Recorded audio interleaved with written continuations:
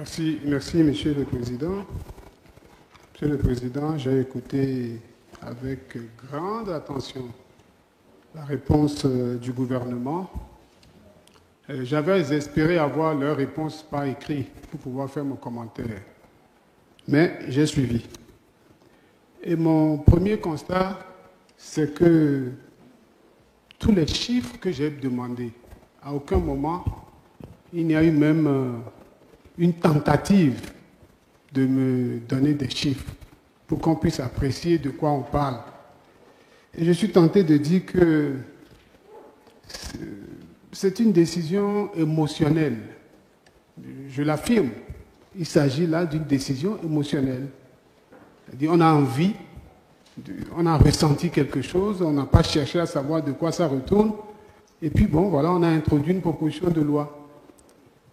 Et on essaie un projet de loi. On ne s'est même pas préoccupé de savoir si les députés ont pris connaissance de la loi, s'ils vont l'adopter ou s'ils ne vont pas l'adopter. On a couru au Brésil pour aller annoncer qu'on va donner le passeport et la nationalité gracieusement. Président, c'est ce qui m'a gêné pour que je puisse poser la question. Il dit, mais ça sort d'où? Ça retourne de quoi? Etc.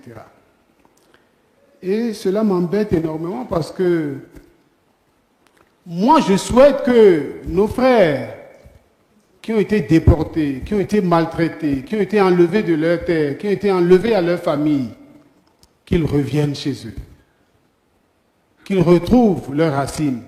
Je souhaite qu'ils viennent investir au Bénin. Je souhaite qu'ils viennent vivre la fraternité avec leurs sœurs, qu'ils développent leur patrie mère. Mais c'est une histoire qui nous est commune à l'ensemble de l'Afrique. C'est une histoire qui nous est commune. Et c'est une histoire qui a préoccupé l'ensemble de la communauté africaine, qui a fait l'objet de résolutions, de décisions au niveau d'abord des Nations Unies, puis ensuite de l'Union africaine. Quelle est la démarche que le gouvernement du Bénin a pu faire à l'endroit de ces autres nations africaines pour que la préoccupation de ramener nos frères puisse être prise en compte et partagée par tous et implémentée dans une logique cohérente? Un afro-descendant m'a écrit à la suite de la publication des questions. Et il m'a fait savoir que c'est vrai qu'ils n'ont pas de chiffres exacts, mais la diaspora africaine, ils sont au moins 350 millions. J'ai posé la question de savoir combien de gens sont ciblés par la mesure. Si sur les 350 millions, seulement 10% débarquent au Bénin, est-ce qu'on peut tenir? Est-ce qu'on peut tenir? Il faut pouvoir les loger. Si ceux qui sont, excusez-moi de le dire comme ça, de façon brute, ceux qui sont en Haïti aujourd'hui, et chacun sait ce que c'est que Haïti aujourd'hui. Je ne sais pas pourquoi on a envoyé le patron des renseignements là-bas, mais si ces gens-là débarquent au Bénin avec les pratiques que nous connaissons aujourd'hui, je ne sais pas comment ça va se passer. Il faut que la décision soit mûrie. Dieu merci, j'ai eu vent qu'un projet de loi a été déposé à l'Assemblée nationale. Et je suis allé lire le projet de loi. Dans le projet de loi, l'exposé des motifs nous indique que c'est d'abord une nationalité qui est octroyée à titre provisoire pour 3 ans. Mais quand vous allez dans les dispositifs de la loi, ce n'est pas exactement ça. Dans les dispositifs de la loi, enfin du projet, est-ce que vous pouvez demander à Ake de se tenir un peu discipliné? Oui, Président Ake, c'est Rixol qui a la parole. Merci, Monsieur le Président. Et donc, dans les dispositifs de la loi, il suffit que la personne soit au Bénin pour formuler la demande. Il a une attestation de nationalité définitive. Ce n'est que lorsqu'il formule la demande en étant à l'étranger qu'il a une attestation provisoire pour 3 ans. J'ai dit à l'entame que ça ne me gêne pas que nos frères qui sont partis, dans les conditions où ils sont partis, qu'ils reviennent. Mais ça me gêne que les choses soient faites comme ça s'est fait là. Bon, évidemment, je ferai un petit commentaire. Hein. Tout ça me ramène à la gestion globale du pays, le monolithisme politique. C'est-à-dire que dès qu'on a envoyé le projet à l'Assemblée, on est convaincu que bon, allez, c'est réglé, il n'y a plus rien à faire. Ils doivent faire ça. Ils n'ont rien à faire d'autre que de faire ça. C'est ça qui commence ces choses-là. Mais j'en reviens à la situation.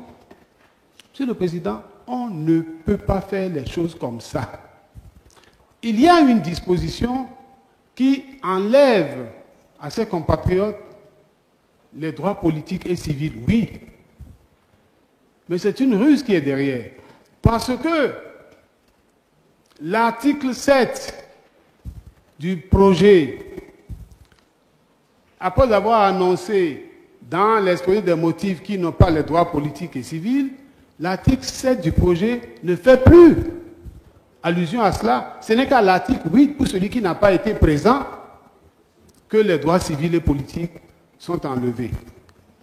J'avais déjà pensé à la NIP et j'ai pensé aux élections de 2026. Que Dieu me pardonne, je ne sais pas toute la ruse qui est derrière. Parce que si, d'abord, première chose, un citoyen pour moi doit avoir tous les droits. Première chose. Donc, les conditions pour qu'il accède à la nationalité doivent être telles qu'il puisse jouir de tous les droits, comme il n'y a pas de demi-citoyen. Mais lorsque on simule une demi-citoyenneté, il faut l'assumer. Il faut l'assumer. Nous avons besoin que nos compatriotes, celui qui m'a écrit, M. Tin, je crois, à la question de savoir qu'est-ce que les gens font, il m'a donné une très belle réponse. Il dit leurs occupations sont multiples. Ces personnes font tous les métiers.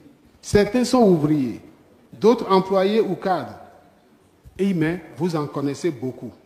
Des hommes politiques comme Barack Obama, l'ancien président des États-Unis. Des sportifs comme le Jamaïcain Usain Bolt. Des chanteurs comme Barbadienne Rihanna. Et tous ceux de ces générations précédentes, de Toussaint Louverture en Haïti, qui venait d'Alada, au roi Pelé. Vous voyez toutes ces célébrités. Comment ce serait bien pour nous de les... Attends, si on me dit que Obama vient ici, prend la nationalité béninoise, est-ce que moi je crache dessus? Je ne crache pas dessus. Parce que j'imagine que ça va avoir un impact extraordinaire pour notre pays. Mais nous avons besoin de faire les choses dans l'ordre. Nous avons besoin de faire les choses en pleine conscience. En pleine conscience. Je dis combien de gens sont visés? Je n'ai pas de réponse. Combien de gens ont déjà formulé la demande? Je n'ai pas de réponse. Toutes les réponses sont vagues et oiseuses. Monsieur le Président, ce que je voudrais dire en posant la question, c'était pour m'assurer que toutes les dispositions sont prises pour que nos compatriotes, là, qu'ils reviennent au Bénin, qu'ils vivent au Bénin, qu'ils exercent au Bénin, qu'ils enrichissent le Bénin. Mais je n'ai pas le sentiment que les dispositions soient prises. Je pense que c'est de la poudre aux yeux. Je pense que c'est de la poudre aux yeux. Et j'invite le gouvernement à retourner sur ses pas, à réfléchir et à nous apporter des réponses scientifiquement défendables. Combien y a-t-il d'afro-descendants? Mais écoutez, les afro-descendants sont partis de partout. Ils sont partis du Kenya, ils sont partis du Ghana, ils sont partis de la Côte d'Ivoire, ils sont partis du Togo, ils sont partis du Nigeria, etc. Et tous ceux, les nouveaux, qu'est-ce que nous faisons? Et tous vont venir s'installer au Bénin. Nous rêvons de ça. Est-ce que nous rêvons que tous viennent s'installer au Bénin? Le gouvernement doit pouvoir être en mesure de nous donner des réponses qui nous mettent en confiance. J'ai toujours mon œil gauche sur la NIP. À bon entendeur, salut. Merci, Monsieur le Président.